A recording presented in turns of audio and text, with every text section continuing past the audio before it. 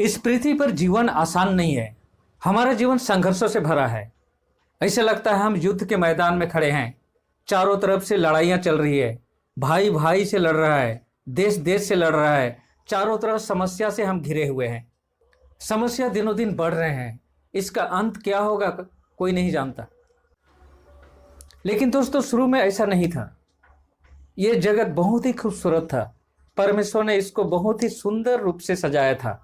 परमेश्वर ने पेड़ पौधे, जीव जंतु और जितने भी आज चारों तरफ हम देखते हैं उन सभी को परफेक्ट बनाया था। और सबसे महत्वपूर्ण सृष्टि उनकी हम है दोस्तों। परमेश्वर ने हमें अपने स्वरूप और अपनी समानता में बनाया था। हम परमेश्वर के रूप में बनाए गए थे। परमेश्वर ने हमें अधिकार और सामर्थ्य दिया था। ये पृथ्वी हमारे अधीन कर दिया गया था। हम परमेश्वर से आमने सामने बात कर सकते थे। तो अब प्रश्न यह उठता है दोस्तों कि परमेश्वर ने इस जगत को इतना खूबसूरत बनाया था, लेकिन आज चारों तरफ समस्या ही समस्या है। ये जगत इतना खराब कैसे हो गया? कौन है इसके पीछे? इन्हीं सवालों का जवाब आज परमेश्वर के वचन में हम ढूंढने जा रहे हैं। तो नमस्कार दोस्तों, मैं हूं दीपक मसीह और मेरा चैनल में आप सबका हार्दिक अभिनंदन है। यदि आप नए हैं मेरे चैनल में, पहली बार आप विजिट किए हैं, तो मैं इसी तरह का बाइबल से संबंधित रहस्यमय बातों को खोलने वाली वीडियो लाया करता हूं। अगर इसी तरह का वीडियो और भी आपको पसंद है तो इस चैनल को अवश्य सब्सक्राइब करें और बेल आइकन को दबाना ना भूलें, ताकि जब भी मैं वीडियो लोड करूं तो आप लोगों को नोटिफिकेशन तुरंत मिल जाए। तो चलिए वीडियो में आगे बढ़ते हुए जानते हैं कि ये जगत जो बहुत खूबसूरत था इतना खराब कैसे हो गया, इसके पीछे कौन है। यह एक ऐसा प्रश्न है दोस्तों जो सबके मन में होगा कि इसका अंत क्या होगा। क्या हम इसी तरह से समस्या के बीच में जीते रहेंगे? तो चलिए दोस्तों, वीडियो में आगे बढ़ते हुए परमेश्वर के वचन के द्वारा इन प्रश्नों का उत्तर हम खोजते हैं। मत्ती लिखित सुसमाचार 13 अध्याय का 28 पद और 39 पद में यीशु बोलता है, यह शत्रु का काम है और वह शत्रु शैतान है।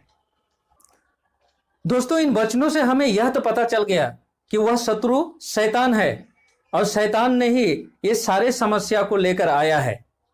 लेकिन अब सबसे इंपॉर्टेंट प्रश्न यह उठता है दोस्तों कि वह शैतान है कौन, उसका परिचय क्या है, वो कहाँ रहता था, अभी कहाँ रहता है, अभी क्या कर रहा है, क्या प्लानिंग कर रहा है।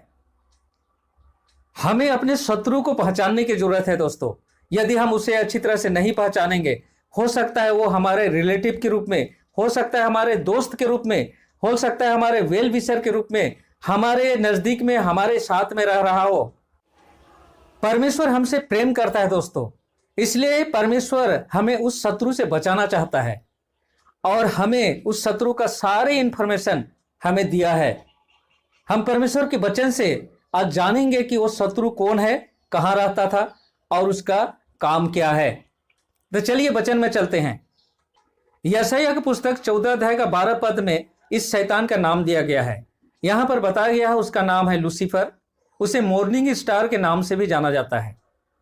और यहेजकेल की पुस्तक 28 अध्याय का 12 से 15 पद को जब हम पढ़ते हैं तो पता चलता है दोस्तों, परमेश्वर ने उसे सृष्टि किया था। वह एक स्वर्गदूत था और परमेश्वर ने उसे जिस दिन सृष्टि किया उसे परफेक्ट बनाया था। वो सर्वांग सुंदर था, वो बुद्धि से परिपूर्ण था और परमेश्वर के उस स्वर्ग में रहता था दोस्तों। उसे स्वर्ग में समस्त स्वर्गदूतों के ऊपर नियुक्त किया गया था। उसे परमेश्वर के नियम और परमेश्वर का लॉ को सुरक्षा प्रदान करने का दायित्व दिया गया था। यशायाह की पुस्तक 14 अध्याय का 13 और 14 पद हमें बताती है, इसी लूसीफर के मन में परमेश्वर बनने की इच्छा जागृत हुई। उसने अपने मन में कहा कि मैं परमेश्वर के तुल्य बनूंगा, मैं उसके सिंहासन से ऊंचा सिंहासन बनाऊंगा।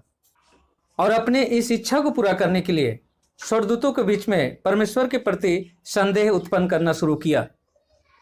उस स्वर्गदूतों को अपने दल में शामिल करने के लिए कहने लगा कि परमेश्वर का नियम ठीक नहीं है, परमेश्वर हमें प्रेम नहीं करता, परमेश्वर बहुत सख्त है, तुम लोग मेरे दल में आ जाओ, मैं तुम्हें फ्रीडम दूंगा, तुम लोग अपनी मर्जी का काम कर सकता है।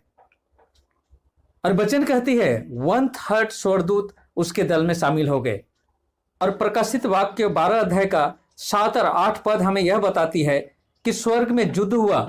यही लूसीफर अपने दूतों के दल के साथ परमेश्वर और उसके दूतों के साथ लड़ा, लेकिन प्रबल नहीं हुआ और उसे स्वर्ग में जगह नहीं मिला, और उस लूसीफर को उसके दूतों के साथ स्वर्ग से निकाल दिया गया।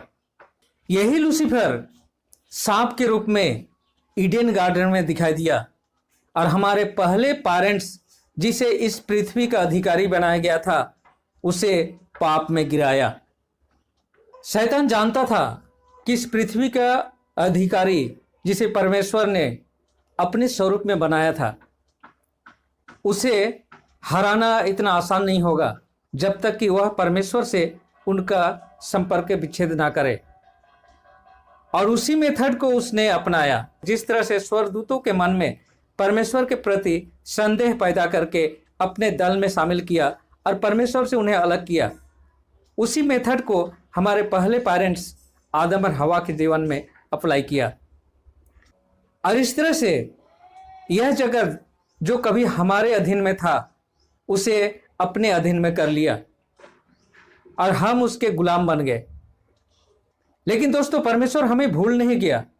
परमेश्वर का उद्धार का प्लानिंग यहीं पर शुरू होता है और परमेश्वर हमें उद्धार करने के लिए अपने पुत्र को इस जगत में भेजा ताकि हम शैतान के बंधन से मुक्त होकर हम फिर से अपना पोजीशन पा सके। तो धन्यवाद करता हूं दोस्तों मेरे इस वीडियो को अंत तक देखने के लिए। अभी बहुत कुछ इस शैतान के बारे में जानना बाकी है। हम जानेंगे कि आदन के बगीचे में उसने किस तरह से प्लानिंग करके हमारे पहले पेरेंट्स को पाप में गिराया और उसके बाद यह शैतान अपना हेडक्वार्टर कहाँ बनाया और अभी कहाँ है।